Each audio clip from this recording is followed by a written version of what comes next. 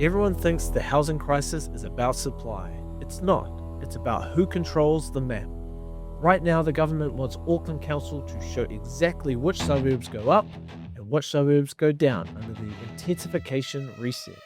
Council is pushing back. Too expensive, too complex, too political. Here's what that really means. If suburbs are not named, risk cannot be priced. If risk cannot be priced, capital freezes. Professional property developer Dave Whitburn is here. He buys land, manages build risk, and signs contracts where delays cost real money. So Dave, what can you make about politicians arguing about housing capacity numbers? What are they missing that developers obsess over every day? It's really, really frustrating to have this political football. Obviously, Wayne Brown and Chris Bishop have a little bit of a problem. Wayne Brown, Auckland Mayor, doesn't like being told what to do. Chris Bishop likes telling people what to do. Maybe not quite so good at his listing skills, not quite so sure if he's been down many Auckland streets where you have to play dodgems to weave in and out of traffic to do it without the car parks for doing that. What this is about is feasibility. Because it's all very good to have a theoretical constraint. What's your theoretical maximum versus the economic one? What do I mean by that? Well, we have to look at all these factors there. In terms of developers, we live and die by the numbers. Projects don't get funded unless we get the numbers working. So we're looking at the land value. What is the land value? The residual land value, that's going to depend on what the zone is. Can we do 2 or can we do 6 dwellings from this parcel of land, or 20 versus 60? Massive issues with that one there. Then we can apply our construction, our costs from the typology, add in things like the finance, look at the likely times and the issues with the in terms of the planning constraints, for how hard it's going to be to push it through council, in terms of the zones to make a development that stacks up. So by not releasing information on what you can actually do with your sites, that's actually immensely annoying, because we've already had multiple plan changes. There's a plan change 78, plan change 170 to alter the Auckland Unitary Plan that was basically adopted in full in 2016. So we have to have this other period of uncertainty there that keeps dragging things on. It's very frustrating. Most people say they want to own a business, but they never actually do. Not because they lack ambition, it's because they don't know how to buy one. Business Apprentice teaches you exactly how that works. Business Apprentice NZ, learn how real businesses are bought. Well, the message a few years ago was that we didn't have enough supply on the labour side with builders and specialists like sparkies and plumbers. So now is the frustration for developers just about policy. There's a lot of builders that won't work. Yeah, but here's the thing, Andrew. The construction industry can scale. Zoning systems can't. So we have to be really, really mindful of it. It's really frustrating that we can do that. We can import labour from overseas. Some Kiwis will even come back from Australia if we have enough jobs for them to do it. So zoning has been part of it. It has been a problem. That's been the historical problem, of course, the zoning in terms of the I guess some of the policy frictions that we've got. But now it's part of it. It's probably 60-40 part of it in terms of the actual building constraint. That build constraint's largely not there. The construction sector has capacity. People are wanting to do work, whether it's in residential, commercial, we've got them there and they're willing to do it. As a result, the market's competitive and you can get some great prices by just simply going out there and basically having a bid fest. So the government's trying to force out these maps. Council's holding back. Who's going to benefit first if these maps do get released? And what Developers.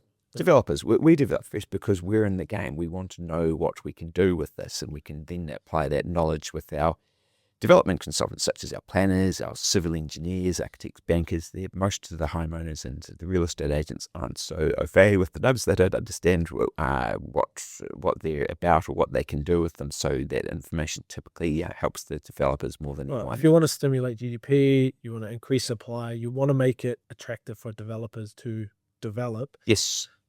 Kaingaora and some of these larger developers are getting into constraints, either financially or change your strategy. They're getting rid of their land at reduced prices and valuations. Yep, they are. They've got too much debt and they've been told they need to go back to making a profit rather than being a huge drain on the economy and losing billions of dollars despite owning 70,000 houses. Are we going to see a new wave of developers once these maps finally do come out, taking risks and giving us the next property boom? In terms of a new wave, we'll see new ones only because the population has been changing in New Zealand, particularly in Auckland. So we're going to see some newer Kiwis come on board, and many of them perhaps haven't got the same, gone through the city, had the same opportunities. So they go to somewhere that you don't need to have flash degrees in depth with. You can actually go out and be a developer farmer easily. So they will be out there doing it. So there will be that new wave of doing it. There will be also a new wave only because the rules have changed indeed since the Auckland Unitary Plan. That's another reason that Tony Alexander's mentioned as well in terms of his 16 reasons why, which you're doing a great video on shortly. I think it's going to be really, really important to realise, hey, we've got some land, what can we do with it? If you don't know how to do that, it becomes a whole heap harder. So these maps being held up, and what are the maps? It tells you what you can do with your property, what the zones and the constraints are.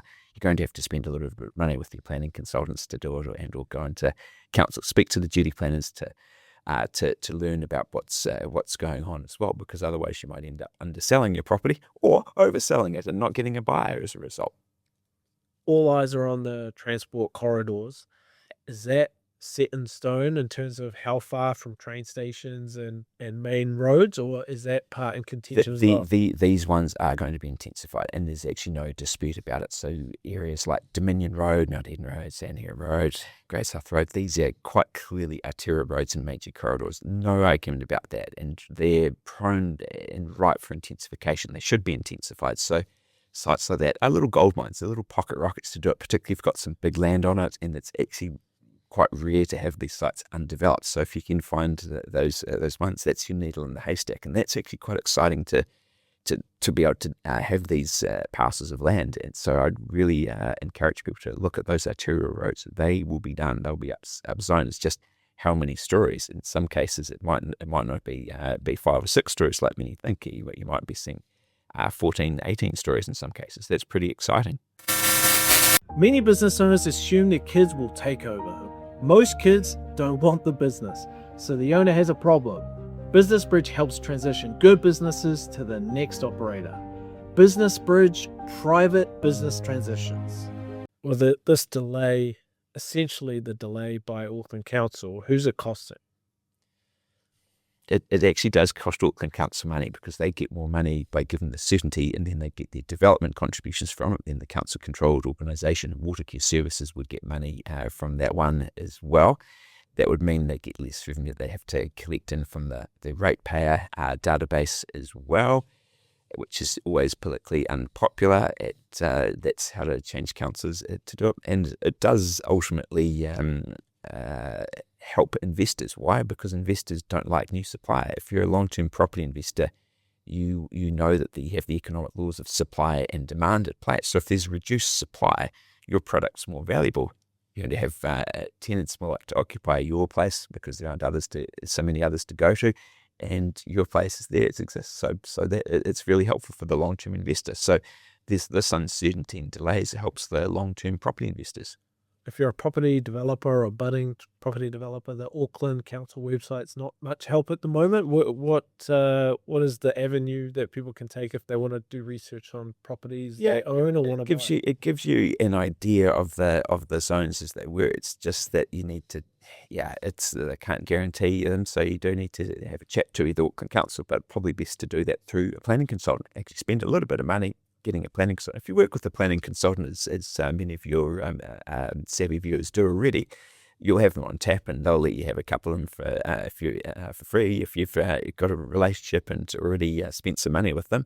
But otherwise, I think it's a good idea to actually make that investment, because there's some wonderful opportunities out there, some prices that really come back, and there's some sites that have got some really great potential. And so, hey, take action, do something now. Yeah, if your spreadsheet something out 5 or 10 years ago, it's kind of, we're starting with a brand new spreadsheet now and saying, how do the numbers look? Yep. Yeah, 100%. So many changes backed on since then, particularly some of the development contributions. I mean, we've seen some that had $120,000. That's pretty out there for per unit as well. Obviously, city fringe stuff where that infrastructure hasn't been there. And now that's cross-subsidy is not happening so often. So you're getting some scaled rates, and seeing the development contributions Also in other areas that Auckland across the country have been increasing, whether they're called financial contributions or infrastructure growth charges. They're all the same thing, council levies, contributions. So be mindful of that, factor them all in and into your feasibility model as well. Yeah, well, certainly with automated vehicles, driverless vehicles, and AI, the whole premise of location being the most important aspect of property might kind of get dismantled a little bit, because if you've got an hour-long drive, it might not matter that much if the vehicle's doing the driving for you. And newer areas are going to become more attractive for development, maybe closer to water or closer to certain schools or amenities that have been too far away from the action in the past, but won't be in the Exactly. future. There won't be in the future, and as we see more and more technology gains as well, and many places there, particularly with younger employee databases that still have work from home policies, but they try to do the work from home with the videos constantly streaming, so you can all work together in a team and see what you're up to. So it's some interesting stuff there, and that will have some bearing on property players as well. Well, I certainly do hope you keep developing property, Dave, but I Good. enjoy when you're investing in business too. Appreciate your Yeah, insights. yeah, absolutely. Looking forward to doing both. Housing markets don't explode overnight, they tighten quietly. Policy hesitation does not look dramatic, it looks procedural, it sounds reasonable, it feels technical. But capital responds to clarity, and when clarity disappears, only operators with conviction move. Dave has laid out what this reset really means beneath the headlines. Now the question is simple: are you reacting to the noise or positioning for the shift?